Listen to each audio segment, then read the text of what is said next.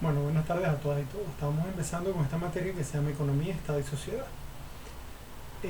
Es una materia donde pareciera que son tres conceptos distintos, pero la verdad es que ellos tres se cruzan de forma constante y se cruzan a través del concepto de la propia construcción política de lo que es una comunidad. Porque la comunidad, desde donde se construye desde la idea política de la misma, que es un poco lo que vimos en estas dos primeras lecturas y orientaciones que tuvimos. En la primera nosotros veíamos un poco cómo es el desarrollo de todas las tensiones políticas que hay entre los distintos grupos sociales que componen la comunidad política. En la segunda ya nos adentramos dentro de un esquema que es la tradición occidental. La tradición occidental nos confiere una forma de ver la estructura de la política y la estructura de la conformación de la comunidad política.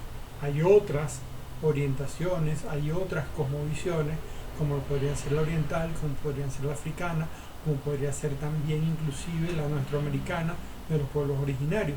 Cada uno tiene sus propias construcciones, sus propios elementos culturales, políticos, sociales, geográficos, ambientales, desde distintas formas de abordar la idea de la construcción política se han venido desarrollando teorías que van construyendo o van elaborando eh, direcciones para abordarlo.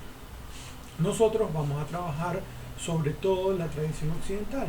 ¿Por qué? Porque es la que deviene hasta lo que es la estructura dominante en el mundo hoy, eh, que termina de fortalecerse con la idea de los estados nacionales, que después con la posmodernidad se ha venido flexibilizando por el tema de la construcción del capitalismo global que difumina un poco la frontera de los estados nacionales.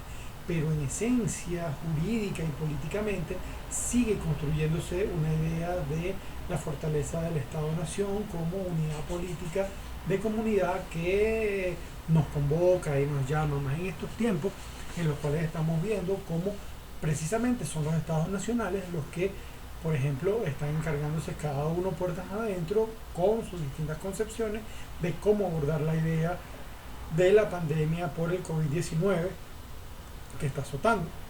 Ahí nosotros vamos a llegar un poco a eso al final de esta conversación que vamos a tener, un poco con la orientación de las ideas que teníamos y vamos a atajar los elementos de cuáles son las formas y por qué hay un logo determinado para poder desarrollar un poco las estrategias de abordaje sobre el tema del COVID-19 en el momento. Ahora, vayamos sobre el texto que habíamos desarrollado, que era la política de Aristóteles. En la política, una de las cosas que se establece, o desde los primeros momentos, que un poco lo que queríamos trabajar es cuál es el tipo de comunidad que se viene trabajando y Aristóteles, empecemos a ver, a diferencia de Platón, que era su maestro, no configura una sociedad ideal. Platón en el libro de la República establece un tipo de sociedad o un tipo de comunidad política que es la que él piensa que es como debería organizarse siempre la comunidad política, que es a través de una oligarquía que en definitiva traería el bien común hacia la comunidad. Aristóteles parte de una idea natural y parte de la idea de la observación. Aristóteles, si nosotros vamos viendo, hace un desarrollo lógico de la idea de la construcción política. Él va analizando la unidad fundamental, la idea de la familia, la idea de las tribus, los clanes, hasta llegar a la idea de la comunidad política. Pero en las primeras de cambio ya Aristóteles pone de manifiesto lo que él considera que es la unidad. Él dice, todas las comunidades tienden hacia algún bien, pero la que está por encima de todas las demás y a todas las incluye, tenderá hacia el bien que está por encima de todos los bienes. Y esta comunidad, que es la comunidad política, se llama la ciudad. Ahí define Aristóteles, no desde una perspectiva que él piensa que eso es, sino es lo que hay en su momento histórico. En el momento histórico en el cual Aristóteles está hablando es la construcción de las ciudades-estado que en el mapa de Grecia van apareciendo a lo largo de toda la península, tanto de la península helénica como la península del Peloponeso. Aristóteles ya vive en un tiempo que es posterior a la guerra del Peloponeso, que es la guerra que marca en definitiva el principal conflicto que hay entre visiones distintas de ver la ciudad-estado, entre el Peloponeso, que es Esparta, y Atenas, que son los dos grandes rivales de ese momento. Ambos tienen una forma distinta de ver la idea de comunidad política y por ende no se comprenden los unos a los otros. Aristóteles sigue definiendo entonces un poco esta idea. La comunidad constituida a partir de muchas aldeas, la comunidad perfecta es la ciudad que alcanza ya por así decirlo, el límite total de autosuficiencia con el fin de vivir bien. La ciudad que está entre las cosas que son por naturaleza, que el hombre por naturaleza, es un animal político. Y aquí llegamos a la definición fundamental de Aristóteles sobre la idea que diferencia la comunidad política del resto de las comunidades, que es el hombre como animal político, que es el hombre que vive en la ciudad. Y cuando Aristóteles empieza a razonar, y por eso dice la razón, empieza a razonar sobre la idea del animal político, él dice la razón por la cual el hombre es un animal político, más que la abeja y cualquier animal gregario, los animales gregarios son aquellos que viven en comunidad, es evidente. La naturaleza no hace nada en vano. El hombre, por cierto, es el único de los animales que posee palabra. Y aquí nos vamos a detener un poco porque la palabra se define en dos vertientes en el griego. En el griego está el foné, que es la voz, y está el logos, que es lo que utiliza Aristóteles, que es la palabra articulada. El foné le permite a los animales y a cualquier persona y poder expresar un sentimiento, pero el logos es la palabra articulada y es la palabra que, como lo dice Aristóteles más adelante dice, la palabra tiene por fin expresar lo ventajoso y lo perjudicial y por ello también lo justo de lo injusto. Es en efecto propio y exclusivo de los hombres respecto a los demás animales, es el que solo ellos tienen la percepción de lo bueno y de lo malo, de lo justo y de lo injusto, y de lo demás por el estilo, y es la comunidad de que tienen tales percepciones la que constituye una casa y una ciudad. Aquí ya está definiendo lo que es la comunidad política. Y la comunidad política es muy importante para Aristóteles porque ese logos, que es particular de la ciudad, es el que define la capacidad y es el que define cómo es la diferenciación entre lo justo y lo injusto. Y esta diferenciación entre lo justo y lo injusto es lo que Aristóteles señala como la virtud. Entonces, dice Aristóteles que la virtud, que es lo que te permite definir el bien del mal, lo justo de lo injusto, y que es particular para cada una de las ciudades-estado, de acuerdo a lo que señalan cada uno de los integrantes de ella, dice, más bien que definir la virtud, lo que Aristóteles define es cómo es el hombre que no tiene virtud. Sin virtud, el hombre es el ser más impío y más salvaje, y el peor de todos los que toca los placeres del sexo y la comida. Los animales solamente van a los placeres básicos o a las necesidades básicas que son la necesidad de reproducción y la necesidad de la comida, del sustento. La virtud de la justicia, por su parte, es algo propio de la ciudad, pues la justicia es la ordenada disposición de la comunidad política y la virtud de la justicia consiste en discernir lo que es justo. Entonces, ya tenemos una idea básica que es lo que constituye la idea de la comunidad política, en la cual Aristóteles señala que hay un elemento que es la virtud, que es lo que le permite al hombre definir o discernir lo que es bueno, lo que es malo, lo que es justo y lo que es injusto. Y este va a ser la base fundamental de la construcción de la idea política de la ciudad. Veamos entonces, cada ciudad a través de la apropiación de la idea de lo justo y de lo injusto va a definir cuáles son los parámetros desde los cuales se construye la comunidad política. ¿Por qué existe la esclavitud? Entonces, porque esos esclavos que participaban ahí, recordémonos, pongámonos en el contexto, veníamos hablando de la guerra del Peloponeso. Cuando había conflictos entre ciudades que tenían logos distintos, es decir, percepciones distintas de la justicia, de la idea de la justicia, percepciones distintas del bien y del mal, entonces hay conflicto. Porque si yo defino, no, mira, la forma de dividir los beneficios o de organizar la ciudad depende de la virtud o de que lo bueno y lo malo es tal cosa, o que lo bueno o lo malo es tal cosa, y hay conflicto entre ellas dos, ahí se dirime el conflicto por la vía de la guerra. Cuando uno de los dos era vencedor, los derrotados tenían que, o sea, eran esclavizados. ¿Por qué eran esclavizados? Porque formaban parte de esta ciudad nueva o de la ciudad victoriosa. Pero estas personas que llegaban a esta ciudad victoriosa no compartían el mismo logos. Por lo tanto, no pueden pertenecer a la comunidad política. Si no pueden pertenecer a la comunidad política, tienen que ser esclavizados. Y esto era natural para esas sociedades de ese momento. Aristóteles lo señala cuando habla que aquel que no quiere pertenecer a la comunidad política puede ser o una bestia o un dios en algún momento.